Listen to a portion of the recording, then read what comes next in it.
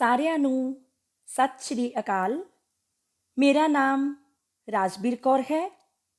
ਮੈਂ ਬਾਬਾ ਨਾਮਦੇਵ ਸਰਕਾਰੀ senior secondary school ਘੁਮਾਣ, ਜ਼ਿਲ੍ਹਾ ਗੁਰਦਾਸਪੁਰ ਵਿਖੇ ਬਤੌਰ ਪੰਜਾਬੀ ਅਧਿਆਪਕਾ ਸੇਵਾ ਨਿਭਾ ਰਹੀ ਹਾਂ। ਅੱਜ ਅਸੀਂ 11ਵੀਂ ਜਮਾਤ ਦੇ 94ਵੀਂ ਪੰਜਾਬੀ ਵਿਸ਼ੇ ਦੇ ਪਾਠਕ੍ਰਮ ਵਿੱਚ ਸ਼ਾਮਿਲ ਆਧੁਨਿਕ ਪੰਜਾਬੀ ਕਾਵਿ ਝਲਕਾਂ ਅਤੇ ਇਤਿਹਾਸ ਪੁਸਤਕ ਵਿੱਚ ਦਰਜ ਡਾਕਟਰ ਹਰਭਜਨ ਸਿੰਘ ਦੀ ਕਵਿਤਾ ਕਿੱਥੇ ਗਈਆਂ ਭੈਣਾਂ ਬਾਰੇ ਗੱਲਬਾਤ ਕਰਾਂਗੇ। ਡਾਕਟਰ ਹਰਭਜਨ ਸਿੰਘ ਆਧੁਨਿਕ ਪੰਜਾਬੀ ਕਵਿਤਾ ਨੂੰ ਨਵ ਗਤੀ ਦਾ ਹੁਲਾਰਾ ਦੇਣ ਵਾਲੇ ਇੱਕ ਮਹੱਤਵਪੂਰਨ ਕਵੀ ਹੋਏ ਹਨ। ਆਪ ਦਾ ਜਨਮ 18 ਅਗਸਤ 1920 ਈਸਵੀ ਨੂੰ ਲਮਡਿੰਗ, ਅਸਾਮ ਵਿੱਚ ਹੋਇਆ। ਆਪ ਨੇ ਹਿੰਦੀ ਅਤੇ ਅੰਗਰੇਜ਼ੀ ਸਾਹਿਤ ਦਾ ਡੂੰਘਾ ਅਧਿਐਨ ਕੀਤਾ ਅਤੇ ਦੋਹਾਂ ਵਿਸ਼ਿਆਂ ਵਿੱਚ MA ਕਰਕੇ ਗੁਰੂ ਤੇਗ ਬਹਾਦਰ ਖਾਲਸਾ ਕਾਲਜ ਦਿੱਲੀ ਵਿੱਚ ਲੰਮੇ ਸਮੇਂ ਤੱਕ ਲੈਕਚਰਾਰ ਲੱਗੇ ਰਹੇ। ਆਪ ਦਿੱਲੀ ਯੂਨੀਵਰਸਿਟੀ ਵਿੱਚ ਭਾਰਤੀ ਭਾਸ਼ਾਵਾਂ ਵਿਭਾਗ ਦੇ ਅਧਿਅਕਸ਼ ਪਦ ਉੱਤੇ ਵੀ ਲੱਗੇ ਰਹੇ। ਪ੍ਰੋਫੈਸਰ ਮੋਹਨ ਸਿੰਘ ਅਤੇ ਅੰਮ੍ਰਿਤਾ ਪ੍ਰੀਤਮ ਦੀ ਕਾਵਿ ਪਰੰਪਰਾ ਤੋਂ ਪਿੱਛੋਂ ਡਾਕਟਰ ਹਰਭਜਨ ਸਿੰਘ ਦਾ ਦਰਜਾ ਮਹੱਤਵਪੂਰਨ ਹੈ। ਆਪ ਕਵੀ ਤੋਂ ਬਿਨਾਂ ਇੱਕ ਉੱਘੇ ਆਲੋਚਕ ਵੀ ਸਨ। ਲਾਸਾਂ, ਅਧਰੈਣੀ, ਨਾ ਧੁੱਪੇ ਨਾ ਛਾਵੇਂ, ਸੜਕ ਦੇ ਸਫ਼ੇ ਉੱਤੇ, ਮੈਂ ਜੋ ਬੀਤ ਗਿਆ, ਦੁਪਹਿਰ, ਮੱਥਾ ਦੀਵੇ ਵਾਲਾ, ਰੁੱਖ ਤੇ ਰਿਸ਼ੀ ਆਦਿ ਆਪ ਦੇ ਕੁਝ ਪ੍ਰਸਿੱਧ ਕਾਵਿ ਸੰਗ੍ਰਹਿ ਹਨ। ਆਪ ਦੇ ਪੰਜਾਬੀ ਕਵਿਤਾ ਵਿੱਚ ਪ੍ਰਵੇਸ਼ ਨਾਲ ਪੰਜਾਬੀ ਕਵਿਤਾ ਇਨਸਾਨ ਦੀ ਭਾਵੁਕ ਮਨੋਵਿਰਤੀ ਤੋਂ ਅੱਗੇ ਲੰਘ ਕੇ ਦਿਲ ਦੀਆਂ ਗੁੰਝਲਾਂ ਪੜ੍ਹਨ ਅਤੇ ਖੋਲ੍ਹਣ ਦੇ ਯਤਨਾਂ ਵੱਲ ਝੁਕ ਗਈ। ਆਪ ਦੀ ਕਵਿਤਾ ਯਥਾਰਥਿਕਤਾ ਦੇ ਪ੍ਰਤੱਖ ਪੱਖਾਂ ਦੀ ਥਾਂ ਇਸ ਦੀਆਂ ਗੁੱਝੀਆਂ ਅਸਲੀਅਤਾਂ ਨੂੰ ਦਰਸਾਉਣ 'ਤੇ ਜ਼ੋਰ ਦਿੰਦੀ ਹੈ। ਆਪ ਇੱਕੋ ਸਮੇਂ ਹੀ ਚਿੰਤਕ, ਆਸ਼ਕ, ਮਸਤਾਨਾ, ਦਾਰਸ਼ਨਿਕ ਅਤੇ ਕਵੀ ਆਦਿ ਸਭ ਕੁਝ ਸਨ। ਡਾਕਟਰ ਹਰਭਜਨ ਸਿੰਘ ਨਵੀਨ ਪੰਜਾਬੀ ਕਵਿਤਾ ਵਿੱਚ ਸਵਾਲ ਪੁੱਛਣ ਅਤੇ ਸਵਾਲ ਉਠਾਉਣ ਵਾਲੇ ਵੱਡੇ ਕਵੀ ਹੋਏ ਹਨ। ਜ਼ਿੰਦਗੀ ਦੀਆਂ ਪ੍ਰਚਲਿਤ ਕੀਮਤਾਂ ਅਤੇ ਵਿਸ਼ਵਾਸਾਂ ਨੂੰ ਆਪ ਸਦਾ ਨਵੇਂ ਪੱਖ ਤੋਂ ਨਵੇਂ-ਨਵੇਂ ਪ੍ਰਸ਼ਨਾਂ ਨਾਲ ਵੰਗਾਰਦੇ ਹਨ। ਇਸ ਕੰਮ ਲਈ ਆਪ ਦੇ ਕੋਲ ਦ੍ਰਿੜ ਹੌਸਲਾ ਅਤੇ ਪਕੇਰੀ ਬੁੱਧੀ ਹੈ। ਚੇਤ ਤੋਂ ਅਚੇਤ, ਕਾਲ ਤੋਂ ਅਕਾਲ ਤੱਕ ਦੀ ਰਚਨਾਤਮਕ ਯਾਤਰਾ ਅਤੇ ਚਿੰਤਨ ਆਪ ਦੇ ਬਹੁਤ ਹੀ ਪਿਆਰੇ ਵਿਸ਼ੇ ਹਨ। ਵਿਅੰਗ ਵੀ ਆਪ ਦੀ ਰਚਨਾ ਦਾ ਸ਼ਕਤੀਸ਼ਾਲੀ ਅੰਗ ਹੈ। ਅੰਤ ਡਾਕਟਰ ਹਰਭਜਨ ਸਿੰਘ ਕਵਿਤਾ ਵਿੱਚ ਆਬਸ਼ਾਰਾਂ ਦੀ ਤੇਜ਼ੀ ਅਤੇ ਅਰਸ਼ਾਂ ਦੇ ਬੋਲਾਂ ਦੀ ਕੋਮਲਤਾ ਘੋਲਦੇ ਹੋਏ 2002 ਵਿੱਚ ਅਕਾਲ ਚਲਾਣਾ ਕਰ ਗਏ।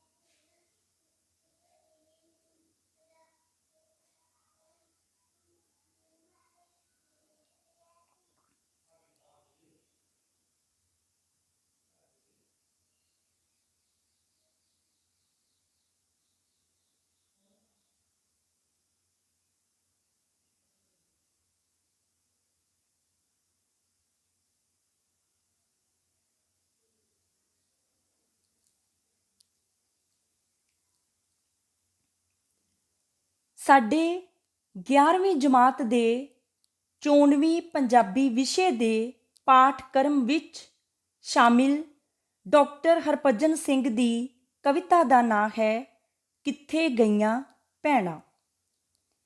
ਇਸ ਕਵਿਤਾ ਵਿੱਚ ਕਵੀ ਨੇ ਅਖੌਤੀ ਵਿਕਸਿਤ ਸੱਭਿਅਤਾ ਦੇ ਦੌਰ ਵਿੱਚ ਰਿਸ਼ਤਿਆਂ ਦੀ ਪਵਿੱਤਰਤਾ ਦੇ ਗੁਆਚ ਜਾਣ ਅਤੇ ਨਿਘਾਰ ਵੱਲ ਜਾ ਰਹੇ ਮਨੁੱਖੀ ਵਿਹਾਰਾਂ ਨੂੰ ਆਪਣੇ ਵਿਅੰਗ ਦਾ ਨਿਸ਼ਾਨਾ ਬਣਾਇਆ ਹੈ। ਡਾਕਟਰ ਹਰਭਜਨ ਸਿੰਘ ਹੈਰਾਨ ਹੋ ਕੇ ਪੁੱਛਦੇ ਹਨ, ਕਿੱਥੇ ਗਈਆਂ ਭੈਣਾਂ ਤੇ ਕਿੱਥੇ ਗਈਆਂ ਮਾਵਾਂ, ਥਲ ਵਿੱਚ ਸੱਸੀਆਂ, ਝੱਲ ਵਿੱਚ ਹੀਰਾਂ, ਸੋਹਣੀਆਂ ਪਈਆਂ ਵਿੱਚ ਦਰਿਆਵਾਂ। ਡਾਕਟਰ ਹਰਭਜਨ ਸਿੰਘ ਹੈਰਾਨ ਹੋ ਕੇ ਪੁੱਛਦੇ ਹਨ ਕਿ ਅੱਜ ਭੈਣਾਂ ਦਾ ਰਿਸ਼ਤਾ ਕਿੱਥੇ ਚਲਾ ਗਿਆ ਹੈ। ਅੱਜ ਮਾਵਾਂ ਦਾ ਪਵਿੱਤਰ ਰਿਸ਼ਤਾ ਵੀ ਕਿਧਰੇ ਦਿਖਾਈ ਨਹੀਂ ਦਿੰਦਾ। ਕਦੇ ਇਸਤਰੀਆਂ ਲਈ ਮਾਵਾਂ ਭੈਣਾਂ ਦਾ ਸ਼ਬਦ ਹੀ ਵਰਤਿਆ ਜਾਂਦਾ ਸੀ ਅਤੇ ਉਹਨਾਂ ਨੂੰ ਮਾਵਾਂ ਭੈਣਾਂ ਹੀ ਸਮਝਿਆ ਜਾਂਦਾ ਸੀ, ਪਰ ਅੱਜ ਇਹਨਾਂ ਰਿਸ਼ਤਿਆਂ ਦੀ ਵਰਤੋਂ ਅਤੇ ਵਿਹਾਰ ਕਿਧਰੇ ਵੀ ਨਹੀਂ ਦਿਸਦਾ। ਅੱਜ ਤਾਂ ਪ੍ਰੇਮਿਕਾ ਦਾ ਸੁੱਚਾ ਰਿਸ਼ਤਾ ਵੀ ਕਿਧਰੇ ਨਹੀਂ ਦਿਸਦਾ। ਅੱਜ ਤਾਂ ਸੱਸੀਆਂ ਕਿਧਰੇ ਮਾਰੂਥਲ ਵਿੱਚ ਮਰ ਮੁੱਕ ਗਈਆਂ ਹਨ, ਹੀਰਾਂ ਝੱਲ ਵਿੱਚ ਗੁਆਚ ਗਈਆਂ ਹਨ ਅਤੇ ਸੋਹਣੀਆਂ ਦਰਿਆਵਾਂ ਵਿੱਚ ਡੁੱਬ ਕੇ ਮਰ ਗਈਆਂ ਜਾਪਦੀਆਂ ਹਨ। ਅੱਜ ਇਹ ਪਵਿੱਤਰ ਰਿਸ਼ਤੇ ਕਿਧਰੇ ਵੀ ਨਜ਼ਰ ਨਹੀਂ ਆਉਂਦੇ। ਕਿੱਥੇ ਗਈਆਂ ਗਲੀਆਂ ਉਹ ਭਲੀਆਂ ਭਲੀਆਂ, ਜਿਸ ਘਰ ਚਾਹਾਂ ਆਵਾਂ ਜਾਵਾਂ, ਹਰ ਇੱਕ ਘਰ ਦੀ ਖਾਸ ਨਿਸ਼ਾਨੀ, ਹਰ ਇੱਕ ਜੀ ਦਾ ਆਪਣਾ ਨਾਵਾਂ। ਕਵੀ ਹੈਰਾਨ ਹੈ ਕਿ ਅੱਜ ਦੇ ਸਮੇਂ ਵਿੱਚ ਉਹ ਮਾਵਾਂ ਭੈਣਾਂ ਨਾਲ ਭਰੀਆਂ ਭਲੀਆਂ ਭਲੀਆਂ ਗਲੀਆਂ ਕਿੱਥੇ ਚਲੀਆਂ ਗਈਆਂ ਹਨ। ਉਸ ਸਮੇਂ ਉਹ ਜਿਸ ਘਰ ਵੀ ਚਾਹੁੰਦਾ ਸੀ ਖੁੱਲ੍ਹਾ ਆਉਂਦਾ ਜਾਂਦਾ ਸੀ। ਉਸ ਸਮੇਂ ਹਰ ਘਰ ਦੀ ਇਸਤਰੀ ਨਾਲ ਉਸ ਦਾ ਸੁੱਚਾ ਅਤੇ ਪ੍ਰਵਾਨਿਤ ਸਮਾਜਿਕ ਰਿਸ਼ਤਾ ਜੁੜਿਆ ਹੁੰਦਾ ਸੀ ਅਤੇ ਇਹ ਉਸ ਦੇ ਨਾਲ ਰਿਸ਼ਤੇ ਦੀ ਪੱਕੀ ਨਿਸ਼ਾਨੀ ਹੁੰਦੀ ਸੀ। ਕਈ ਰਿਸ਼ਤੇ ਉਮਰ ਦੇ ਹਿਸਾਬ ਨਾਲ ਅਤੇ ਕਈ ਸਮਾਜਿਕ ਸਬੰਧਾਂ ਕਰਕੇ ਹੁੰਦੇ ਸਨ। ਫਿਰ ਬਰਾਬਰ ਦੀ ਇਸਤਰੀ ਭੈਣ ਕਹਿਣ ਨਾਲ ਉਹ ਭੈਣ ਹੀ ਹੁੰਦੀ ਸੀ ਅਤੇ ਵੱਡੀ ਮਾਂ ਕਹਿਣ ਨਾਲ ਮਾਂ ਹੀ ਹੁੰਦੀ ਸੀ। ਉਹ ਜਿਸ ਕੋਲ ਵੀ ਜਾਣਾ ਆਉਣਾ ਚਾਹੁੰਦਾ ਸੀ ਨਿਸੰਗ ਆਉਂਦਾ ਜਾਂਦਾ ਸੀ। ਪਰੰਤੂ ਅੱਜ ਰਿਸ਼ਤਿਆਂ ਦੀ ਅਹਿਮੀਅਤ ਖਤਮ ਹੋਣ ਕਰਕੇ ਮੈਂ ਅਜਿਹਾ ਨਹੀਂ ਕਰ ਸਕਦਾ। ਹੁਣ ਤਾਂ ਇੱਕੋ ਜਿਹੀਆਂ ਕੰਧਾਂ, ਪਤਾ ਨਾ ਕਿਹੜੇ ਨਾਉਂ ਬੁਲਾਵਾਂ, ਭੈਣ ਕਹਾਂ ਤਾਂ ਦੱਸਣਾ ਪੈਂਦਾ ਆਪਣੀ ਨੀਅਤ ਦਾ ਸਰਨਾਮਾ। ਸਭ ਜਗ ਹੋਇਆ ਮਰਦ ਜਨਾਨੀ, ਬਾਕੀ ਸਭ ਛਾਵਾਂ ਪਰਛਾਵਾਂ, ਕਿੱਥੇ ਗਈਆਂ ਭੈਣਾਂ ਕਿੱਥੇ ਗਈਆਂ ਮਾਵਾਂ। ਡਾਕਟਰ ਹਰਭਜਨ ਸਿੰਘ ਕਹਿੰਦੇ ਹਨ ਕਿ ਅੱਜ ਦੇ ਯੁੱਗ ਵਿੱਚ ਸਭ ਇਸਤਰੀਆਂ ਇੱਕੋ ਜਿਹੀਆਂ ਬਣ ਗਈਆਂ ਹਨ। ਉਸ ਨੂੰ ਸਮਝ ਨਹੀਂ ਆਉਂਦੀ ਕਿ ਉਹ ਕਿਸ ਨੂੰ ਕੀ ਕਹਿ ਕੇ ਬੁਲਾਵੇ।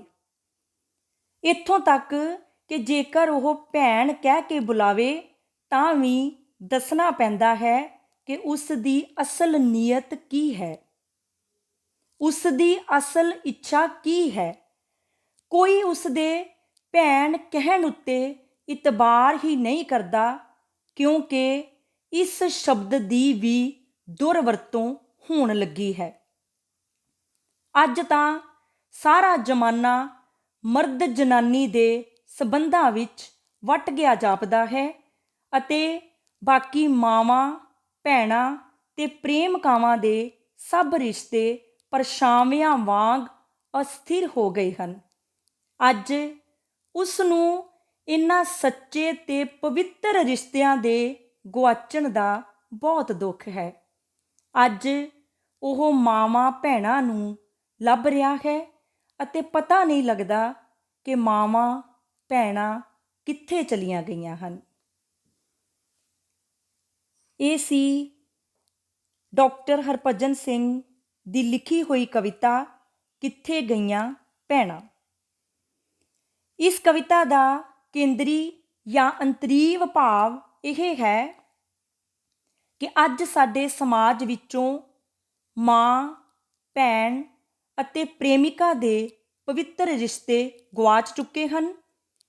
ਅੱਜ ਰਿਸ਼ਤਿਆਂ ਵਿੱਚ ਵਿਸ਼ਵਾਸ ਦੀ ਥਾਂ ਬੇਵਿਸ਼ਵਾਸੀ ਪ੍ਰਧਾਨ ਹੈ ਅਤੇ ਸਮਾਜ ਸੁੱਚੇ ਤੇ ਪਵਿੱਤਰ ਰਿਸ਼ਤਿਆਂ ਦੀ ਥਾਂ ਮਰਦ ਜਨਾਨੀ ਵਿੱਚ ਵੱਟ ਚੁੱਕਾ ਹੈ।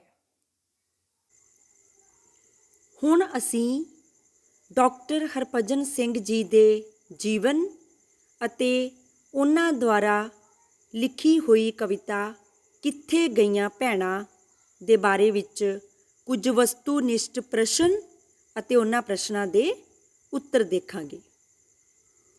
ਪਹਿਲਾ ਪ੍ਰਸ਼ਨ ਹੈ, ਡਾਕਟਰ ਹਰਭਜਨ ਸਿੰਘ ਕਿਸ ਕਾਵਿਧਾਰਾ ਦੇ ਕਵੀ ਹਨ? ਇਸ ਪ੍ਰਸ਼ਨ ਦਾ ਉੱਤਰ ਹੈ, ਡਾਕਟਰ ਹਰਭਜਨ ਸਿੰਘ ਆਧੁਨਿਕ ਕਾਵਿਧਾਰਾ ਦੇ ਕਵੀ ਹਨ। ਅਗਲਾ ਪ੍ਰਸ਼ਨ ਹੈ, ਡਾਕਟਰ ਹਰਭਜਨ ਸਿੰਘ ਦਾ ਜਨਮ ਕਦੋਂ ਹੋਇਆ? ਇਸ ਪ੍ਰਸ਼ਨ ਦਾ ਉੱਤਰ ਹੈ, ਡਾਕਟਰ ਹਰਭਜਨ ਸਿੰਘ ਦਾ ਜਨਮ 18 ਅਗਸਤ 1920 ਈਸਵੀ ਨੂੰ ਹੋਇਆ। ਅਗਲਾ ਪ੍ਰਸ਼ਨ ਹੈ, ਡਾਕਟਰ ਹਰਭਜਨ ਸਿੰਘ ਦਾ ਜਨਮ ਕਿੱਥੇ ਹੋਇਆ? ਇਸ ਪ੍ਰਸ਼ਨ ਦਾ ਉੱਤਰ ਹੈ, ਡਾਕਟਰ ਹਰਭਜਨ ਸਿੰਘ ਦਾ ਜਨਮ ਲਮਡਿੰਗ, ਅਸਾਮ ਵਿੱਚ ਹੋਇਆ। ਅਗਲਾ ਪ੍ਰਸ਼ਨ ਹੈ, ਡਾਕਟਰ ਹਰਭਜਨ ਸਿੰਘ ਜੀ ਦੇ ਕਿਸੇ ਇੱਕ ਕਾਵਿ ਸੰਗ੍ਰਹਿ ਦਾ ਨਾਂ ਲਿਖੋ। ਇਸ ਪ੍ਰਸ਼ਨ ਦਾ ਉੱਤਰ ਹੈ, ਡਾਕਟਰ ਹਰਭਜਨ ਸਿੰਘ ਜੀ ਦੇ ਕਾਵਿ ਸੰਗ੍ਰਹਿ ਦਾ ਨਾਂ ਹੈ ਨਾ ਧੁੱਪੇ ਨਾ ਛਾਵੇਂ। ਡਾਕਟਰ ਹਰਭਜਨ ਸਿੰਘ ਜੀ ਨੇ ਬਹੁਤ ਸਾਰੇ ਕਾਵਿ ਸੰਗ੍ਰਹਿ ਲਿਖੇ ਹਨ। ਉਹਨਾਂ ਵਿੱਚੋਂ ਇੱਕ ਕਾਵਿ ਸੰਗ੍ਰਹਿ ਹੈ ਨਾ ਧੁੱਪੇ ਨਾ ਛਾਵੇਂ। ਅਗਲਾ ਪ੍ਰਸ਼ਨ ਹੈ, ਡਾਕਟਰ ਹਰਭਜਨ ਸਿੰਘ ਦੀ ਕਵਿਤਾ ਦੇ ਪ੍ਰਮੁੱਖ ਗੁਣ ਕਿਹੜੇ ਹਨ?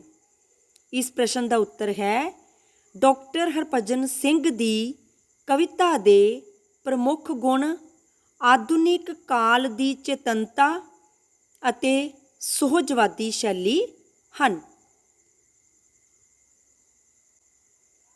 ਅਗਲਾ ਪ੍ਰਸ਼ਨ ਹੈ, ਡਾਕਟਰ ਹਰਭਜਨ ਸਿੰਘ ਹਮੇਸ਼ਾ ਨਵੇਂ ਪੱਖ ਤੋਂ ਨਵੇਂ ਪ੍ਰਸ਼ਨਾਂ ਨਾਲ ਕਿਸ ਨੂੰ ਵੰਗਾਰਦੇ ਹਨ? ਇਸ ਪ੍ਰਸ਼ਨ ਦਾ ਉੱਤਰ ਹੈ, ਡਾਕਟਰ ਹਰਭਜਨ ਸਿੰਘ ਹਮੇਸ਼ਾ ਨਵੇਂ ਪੱਖ ਤੋਂ ਨਵੇਂ ਪ੍ਰਸ਼ਨਾਂ ਨਾਲ ਜ਼ਿੰਦਗੀ ਦੀਆਂ ਪ੍ਰਚਲਿਤ ਕੀਮਤਾਂ ਅਤੇ ਵਿਸ਼ਵਾਸਾਂ ਨੂੰ ਵੰਗਾਰਦੇ ਹਨ। ਅਗਲਾ ਪ੍ਰਸ਼ਨ ਹੈ, ਡਾਕਟਰ ਹਰਭਜਨ ਸਿੰਘ ਨੇ 1947 ਦੇ ਦੁਖਾਂਤ ਨਾਲ ਸੰਬੰਧਿਤ ਕਿਹੜੀ ਕਵਿਤਾ ਲਿਖੀ? ਇਸ ਪ੍ਰਸ਼ਨ ਦਾ ਉੱਤਰ ਹੈ, ਡਾਕਟਰ ਹਰਭਜਨ ਸਿੰਘ ਨੇ 1947 ਦੇ ਦੁਖਾਂਤ ਨਾਲ ਸੰਬੰਧਿਤ ਵੀਰਾਨ ਹੋਈ ਰਾਤ ਨਾਂ ਦੀ ਕਵਿਤਾ ਲਿਖੀ। ਜਿਹੜੀ ਕਵਿਤਾ ਉਹਨਾਂ ਨੇ 1947 ਦੇ ਦੁਖਾਂਤ ਨਾਲ ਸੰਬੰਧਿਤ ਲਿਖੀ ਸੀ, ਉਸ ਕਵਿਤਾ ਦਾ ਨਾਂ ਹੈ ਵੀਰਾਨ ਹੋਈ ਰਾਤ। ਅਗਲਾ ਪ੍ਰਸ਼ਨ ਹੈ, ਡਾਕਟਰ ਹਰਭਜਨ ਸਿੰਘ ਦੀ ਕਿਹੜੀ ਕਵਿਤਾ ਤੁਹਾਡੀ ਪਾਠ ਪੁਸਤਕ ਵਿੱਚ ਸ਼ਾਮਿਲ ਹੈ? ਇਸ ਪ੍ਰਸ਼ਨ ਦਾ ਉੱਤਰ ਹੈ, ਡਾਕਟਰ ਹਰਭਜਨ ਸਿੰਘ ਦੀ 11ਵੀਂ ਜਮਾਤ ਦੀ ਪਾਠ ਪੁਸਤਕ ਵਿੱਚ ਸ਼ਾਮਿਲ ਕਵਿਤਾ ਦਾ ਨਾਂ ਹੈ ਕਿੱਥੇ ਗਈਆਂ ਭੈਣਾਂ। ਅਗਲਾ ਪ੍ਰਸ਼ਨ ਹੈ ਕਿੱਥੇ ਗਈਆਂ ਭੈਣਾਂ ਕਵਿਤਾ ਵਿੱਚ ਪ੍ਰੀਤ ਕਥਾਵਾਂ ਦੀਆਂ ਕਿਹੜੀਆਂ ਨਾਇਕਾਵਾਂ ਦਾ ਨਾਮ ਆਇਆ ਹੈ। ਇਸ ਪ੍ਰਸ਼ਨ ਦਾ ਉੱਤਰ ਹੈ ਕਿੱਥੇ ਗਈਆਂ ਭੈਣਾਂ ਕਵਿਤਾ ਵਿੱਚ ਪ੍ਰੀਤ ਕਥਾਵਾਂ ਦੀਆਂ ਸੱਸੀ, ਹੀਰ ਅਤੇ ਸੋਹਣੀ ਨਾਇਕਾਵਾਂ ਦਾ ਨਾਮ ਆਇਆ ਹੈ। ਅਗਲਾ ਪ੍ਰਸ਼ਨ ਹੈ ਕਿੱਥੇ ਗਈਆਂ ਭੈਣਾਂ ਕਵਿਤਾ ਅਨੁਸਾਰ ਹੁਣ ਰਿਸ਼ਤਿਆਂ ਨੂੰ ਕਿਵੇਂ ਦੇਖਿਆ ਜਾਂਦਾ ਹੈ। ਇਸ ਪ੍ਰਸ਼ਨ ਦਾ ਉੱਤਰ ਹੈ ਕਿੱਥੇ ਗਈਆਂ ਭੈਣਾਂ ਕਵਿਤਾ ਅਨੁਸਾਰ ਹੁਣ ਰਿਸ਼ਤਿਆਂ ਨੂੰ ਸ਼ੱਕ ਦੀ ਨਜ਼ਰ ਨਾਲ ਦੇਖਿਆ ਜਾਂਦਾ ਹੈ। ਅਗਲਾ ਪ੍ਰਸ਼ਨ ਹੈ ਕੀ ਹੁਣ ਸੱਚਮੁੱਚ ਮਾਵਾਂ ਭੈਣਾਂ ਦੇ ਸੁੱਚੇ ਰਿਸ਼ਤੇ ਗੁਆਚ ਗਏ ਹਨ। ਇਸ ਪ੍ਰਸ਼ਨ ਦਾ ਉੱਤਰ ਹੈ ਹਾਂਜੀ, ਹੁਣ ਸੱਚਮੁੱਚ ਮਾਵਾਂ ਭੈਣਾਂ ਦੇ ਸੁੱਚੇ ਰਿਸ਼ਤੇ ਗੁਆਚ ਗਏ ਹਨ।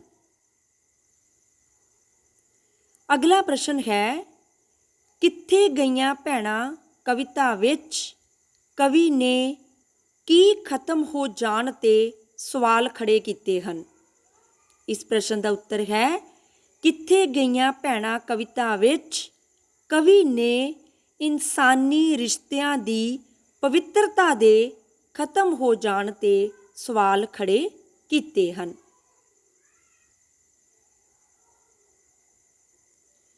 ਅਗਲਾ ਪ੍ਰਸ਼ਨ ਹੈ ਮਨੁੱਖੀ ਰਿਸ਼ਤਿਆਂ ਵਿੱਚ ਕੀ ਆ ਚੁੱਕਾ ਹੈ।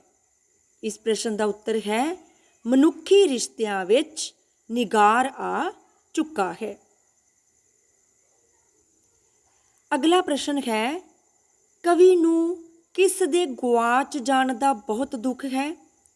ਇਸ ਪ੍ਰਸ਼ਨ ਦਾ ਉੱਤਰ ਹੈ ਕਵੀ ਨੂੰ ਸੱਚੇ ਅਤੇ ਪਵਿੱਤਰ ਰਿਸ਼ਤਿਆਂ ਦੇ ਗੁਆਚ ਜਾਣ ਦਾ ਬਹੁਤ ਦੁੱਖ ਹੈ।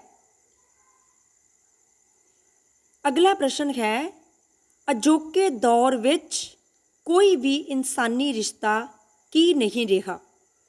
ਇਸ ਪ੍ਰਸ਼ਨ ਦਾ ਉੱਤਰ ਹੈ ਅਜੋਕੇ ਦੌਰ ਵਿੱਚ ਕੋਈ ਵੀ ਇਨਸਾਨੀ ਰਿਸ਼ਤਾ ਸੱਚਾ ਅਤੇ ਸੁੱਚਾ ਨਹੀਂ ਰਿਹਾ। ਅਗਲਾ ਪ੍ਰਸ਼ਨ ਹੈ ਕਿੱਥੇ ਗਈਆਂ ਭੈਣਾਂ ਕਵਿਤਾ ਵਿੱਚ ਕਵੀ ਨੇ ਕਿਸ ਨੂੰ ਆਪਣੇ ਵਿਅੰਗ ਦਾ ਨਿਸ਼ਾਨਾ ਬਣਾਇਆ ਹੈ। ਇਸ ਪ੍ਰਸ਼ਨ ਦਾ ਉੱਤਰ ਹੈ ਕਿੱਥੇ ਗਈਆਂ ਭੈਣਾਂ ਕਵਿਤਾ ਵਿੱਚ ਕਵੀ ਨੇ ਨਿਗਾਰ ਵੱਲ ਜਾ ਰਹੇ ਮਨੁੱਖੀ ਵਿਹਾਰਾਂ ਨੂੰ ਆਪਣੇ ਵਿਅੰਗ ਦਾ ਨਿਸ਼ਾਨਾ ਬਣਾਇਆ ਹੈ। ਅਗਲਾ ਪ੍ਰਸ਼ਨ ਹੈ ਕਵੀ ਅਨੁਸਾਰ ਅੱਜ ਦੀਆਂ ਸੱਸੀਆਂ ਕਿੱਥੇ ਮਰ ਮੁੱਕ ਗਈਆਂ ਹਨ। ਇਸ ਪ੍ਰਸ਼ਨ ਦਾ ਉੱਤਰ ਹੈ ਕਵੀ ਅਨੁਸਾਰ ਅੱਜ ਦੀਆਂ ਸੱਸੀਆਂ ਮਾਰੂਥਲਾਂ ਵਿੱਚ ਮਰ ਮੁੱਕ ਗਈਆਂ ਹਨ। ਅਗਲਾ ਪ੍ਰਸ਼ਨ ਹੈ ਕਵੀ ਅਨੁਸਾਰ ਹੀਰਾਂ ਕਿੱਥੇ ਗੁਆਚ ਗਈਆਂ ਹਨ। ਇਸ ਪ੍ਰਸ਼ਨ ਦਾ ਉੱਤਰ ਹੈ ਕਵੀ ਅਨੁਸਾਰ ਹੀਰਾਂ ਝੱਲ ਭਾਵ ਜੰਗਲ ਵਿੱਚ ਗੁਆਚ ਗਈਆਂ ਹਨ। ਝੱਲ ਸ਼ਬਦ ਦਾ ਅਰਥ ਹੈ ਜੰਗਲ। ਅਗਲਾ ਪ੍ਰਸ਼ਨ ਹੈ ਕਵੀ ਅਨੁਸਾਰ ਸੋਹਣੀਆਂ ਕਿੱਥੇ ਡੁੱਬ ਕੇ ਮਰ ਗਈਆਂ ਜਾਪਦੀਆਂ ਹਨ। ਇਸ ਪ੍ਰਸ਼ਨ ਦਾ ਉੱਤਰ ਹੈ ਕਵੀ ਅਨੁਸਾਰ ਸੋਹਣੀਆਂ ਦਰਿਆਵਾਂ ਵਿੱਚ ਡੁੱਬ ਕੇ ਮਰ ਗਈਆਂ ਜਾਪਦੀਆਂ ਹਨ।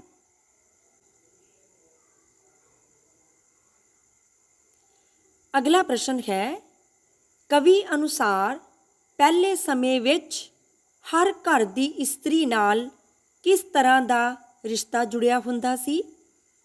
ਇਸ ਪ੍ਰਸ਼ਨ ਦਾ ਉੱਤਰ ਹੈ ਕਵੀ ਅਨੁਸਾਰ ਪਹਿਲੇ ਸਮੇਂ ਵਿੱਚ ਹਰ ਘਰ ਦੀ ਇਸਤਰੀ ਨਾਲ ਸੁੱਚਾ ਅਤੇ ਪ੍ਰਵਾਨਿਤ ਸਮਾਜਿਕ ਰਿਸ਼ਤਾ ਜੁੜਿਆ ਹੁੰਦਾ ਸੀ, ਜੋ ਕਿ ਅੱਜ ਕੱਲ੍ਹ ਕਿਤੇ ਨਹੀਂ ਲੱਭਦਾ। ਅਗਲਾ ਪ੍ਰਸ਼ਨ ਹੈ, ਪੁਰਾਣੇ ਸਮੇਂ ਵਿੱਚ ਬਰਾਬਰ ਦੀ ਇਸਤਰੀ ਕੀ ਲੱਗਦੀ ਸੀ? ਇਸ ਪ੍ਰਸ਼ਨ ਦਾ ਉੱਤਰ ਹੈ, ਪੁਰਾਣੇ ਸਮੇਂ ਵਿੱਚ ਬਰਾਬਰ ਦੀ ਇਸਤਰੀ ਭੈਣ ਲੱਗਦੀ ਸੀ। ਅਗਲਾ ਪ੍ਰਸ਼ਨ ਹੈ, ਪੁਰਾਣੇ ਸਮੇਂ ਵਿੱਚ ਉਮਰ ਤੋਂ ਵੱਡੀ ਇਸਤਰੀ ਨਾਲ ਕਿਹੜਾ ਰਿਸ਼ਤਾ ਹੁੰਦਾ ਸੀ? ਇਸ ਪ੍ਰਸ਼ਨ ਦਾ ਉੱਤਰ ਹੈ, ਪੁਰਾਣੇ ਸਮੇਂ ਵਿੱਚ ਉਮਰ ਤੋਂ ਵੱਡੀ ਇਸਤਰੀ ਨਾਲ ਮਾਂ ਦਾ ਰਿਸ਼ਤਾ ਹੁੰਦਾ ਸੀ। ਜਿਹੜੀ ਵੀ ਇਸਤਰੀ ਦੀ ਉਮਰ ਵੱਡੀ ਹੁੰਦੀ ਸੀ, ਉਸ ਨੂੰ ਮਾਂ ਦਾ ਦਰਜਾ ਦਿੱਤਾ ਜਾਂਦਾ ਸੀ। ਅਗਲਾ ਪ੍ਰਸ਼ਨ ਹੈ, ਅੱਜ ਕੱਲ੍ਹ ਕਿਹੜੇ ਸ਼ਬਦ 'ਤੇ ਕੋਈ ਇਤਬਾਰ ਨਹੀਂ ਕਰਦਾ? ਇਸ ਪ੍ਰਸ਼ਨ ਦਾ ਉੱਤਰ ਹੈ, ਅੱਜ ਕੱਲ੍ਹ ਭੈਣ ਸ਼ਬਦ 'ਤੇ ਕੋਈ ਇਤਬਾਰ ਨਹੀਂ ਕਰਦਾ। ਅਗਲਾ ਪ੍ਰਸ਼ਨ ਹੈ, ਅੱਜ ਕੱਲ੍ਹ ਕਿਹੜੇ ਸ਼ਬਦ ਦੀ ਦੁਰਵਰਤੋਂ ਹੋਣ ਲੱਗ ਗਈ ਹੈ? ਇਸ ਪ੍ਰਸ਼ਨ ਦਾ ਉੱਤਰ ਹੈ, ਅੱਜ ਕੱਲ੍ਹ ਭੈਣ ਸ਼ਬਦ ਦੀ ਦੁਰਵਰਤੋਂ ਹੋਣ ਲੱਗ ਗਈ ਹੈ। ਅਗਲਾ ਪ੍ਰਸ਼ਨ ਹੈ, ਅੱਜ ਦਾ ਸਾਰਾ ਜ਼ਮਾਨਾ ਕਿਹੜੇ ਸਬੰਧਾਂ ਵਿੱਚ ਵੱਟ ਗਿਆ ਹੈ? ਇਸ ਪ੍ਰਸ਼ਨ ਦਾ ਉੱਤਰ ਹੈ, ਅੱਜ ਦਾ ਸਾਰਾ ਜ਼ਮਾਨਾ ਮਰਦ ਜਨਾਨੀ ਦੇ ਸਬੰਧਾਂ ਵਿੱਚ ਵੱਟ ਗਿਆ ਹੈ। ਅਗਲਾ ਪ੍ਰਸ਼ਨ ਹੈ, ਕਵੀ ਅਨੁਸਾਰ ਕਿਹੜੇ ਰਿਸ਼ਤੇ ਪਰਛਾਵਿਆਂ ਵਾਂਗ ਅਸਥਿਰ ਹੋ ਗਏ ਹਨ? ਇਸ ਪ੍ਰਸ਼ਨ ਦਾ ਉੱਤਰ ਹੈ, ਕਵੀ ਅਨੁਸਾਰ ਮਾਵਾਂ, ਭੈਣਾਂ ਅਤੇ ਪ੍ਰੇਮਿਕਾਵਾਂ ਦੇ ਰਿਸ਼ਤੇ ਪਰਛਾਵਿਆਂ ਵਾਂਗ ਅਸਥਿਰ ਹੋ ਗਏ ਹਨ। ਅਗਲਾ ਪ੍ਰਸ਼ਨ ਹੈ, ਕਵੀ ਕਿਹੜੇ ਰਿਸ਼ਤਿਆਂ ਨੂੰ ਲੱਭ ਰਿਹਾ ਹੈ? ਇਸ ਪ੍ਰਸ਼ਨ ਦਾ ਉੱਤਰ ਹੈ, ਕਵੀ ਮਾਵਾਂ ਭੈਣਾਂ ਦੇ ਰਿਸ਼ਤਿਆਂ ਨੂੰ ਲੱਭ ਰਿਹਾ ਹੈ ਜੋ ਕਿਧਰੇ ਗੁਆਚ ਗਏ ਜਾਪਦੇ ਹਨ। ਅਗਲਾ ਪ੍ਰਸ਼ਨ ਹੈ, ਕਵੀ ਅਨੁਸਾਰ ਅੱਜ ਕੱਲ੍ਹ ਇਸਤਰੀਆਂ ਦੀ ਪਛਾਣ ਕਰਨੀ ਔਖੀ ਕਿਉਂ ਹੋ ਗਈ ਹੈ? ਇਸ ਪ੍ਰਸ਼ਨ ਦਾ ਉੱਤਰ ਹੈ, ਕਵੀ ਅਨੁਸਾਰ ਸਭ ਇੱਕੋ ਜਿਹੀਆਂ ਸੱਜੀਆਂ ਫੱਬੀਆਂ ਹੋਣ ਕਰਕੇ ਅੱਜ ਕੱਲ੍ਹ ਇਸਤਰੀਆਂ ਦੀ ਪਛਾਣ ਕਰਨੀ ਔਖੀ ਹੋ ਗਈ ਹੈ।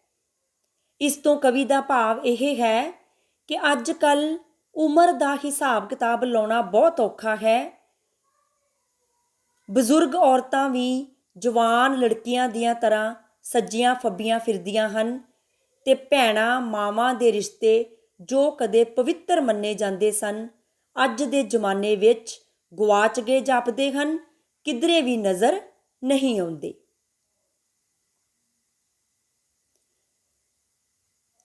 ਹੁਣ ਅਸੀਂ ਕਿੱਥੇ ਗਈਆਂ ਭੈਣਾਂ ਕਵਿਤਾ ਦਾ ਕੇਂਦਰੀ ਭਾਵ ਕਰਾਂਗੇ। ਇਸ ਕਵਿਤਾ ਦਾ ਕੇਂਦਰੀ ਭਾਵ ਇਹ ਹੈ ਕਿ ਅੱਜ ਸਾਡੇ ਸਮਾਜ ਵਿੱਚੋਂ ਮਾਂ, ਭੈਣ ਅਤੇ ਪ੍ਰੇਮਿਕਾ ਦੇ ਪਵਿੱਤਰ ਰਿਸ਼ਤੇ ਗੁਆਚ ਚੁੱਕੇ ਹਨ।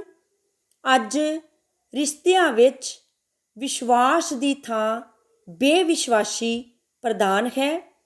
ਸਮਾਜ ਸੁੱਚੇ ਅਤੇ ਪਵਿੱਤਰ ਰਿਸ਼ਤਿਆਂ ਦੀ ਥਾਂ ਮਰਦ ਜਨਾਨੀ ਵਿੱਚ ਵੱਟ ਚੁੱਕਾ ਹੈ। ਇਹ ਸੀ ਡਾਕਟਰ ਹਰਭਜਨ ਸਿੰਘ ਦੀ ਕਵਿਤਾ ਕਿੱਥੇ ਗਈਆਂ ਭੈਣਾਂ। ਇਸ ਕਵਿਤਾ ਵਿੱਚ ਕਵੀ ਨੇ ਇਨਸਾਨੀ ਰਿਸ਼ਤਿਆਂ ਦੀ ਪਵਿੱਤਰਤਾ ਦੇ ਖਤਮ ਹੋ ਜਾਣ 'ਤੇ ਸਵਾਲ ਖੜ੍ਹੇ ਕੀਤੇ ਹਨ। ਅਜੋਕੇ ਦੌਰ ਵਿੱਚ ਕੋਈ ਵੀ ਇਨਸਾਨੀ ਰਿਸ਼ਤਾ ਸੱਚਾ ਤੇ ਸੁੱਚਾ ਨਹੀਂ ਰਿਹਾ। ਮਨੁੱਖੀ ਰਿਸ਼ਤਿਆਂ ਵਿੱਚ ਨਿਗਾਰ ਆ ਚੁੱਕਾ ਹੈ। ਕਵੀ ਨੂੰ ਇਹਨਾਂ ਸੱਚੇ ਅਤੇ ਪਵਿੱਤਰ ਰਿਸ਼ਤਿਆਂ ਦੇ ਗੁਆਚ ਜਾਣ ਦਾ ਬਹੁਤ ਦੁੱਖ ਹੈ। ਧੰਨਵਾਦ।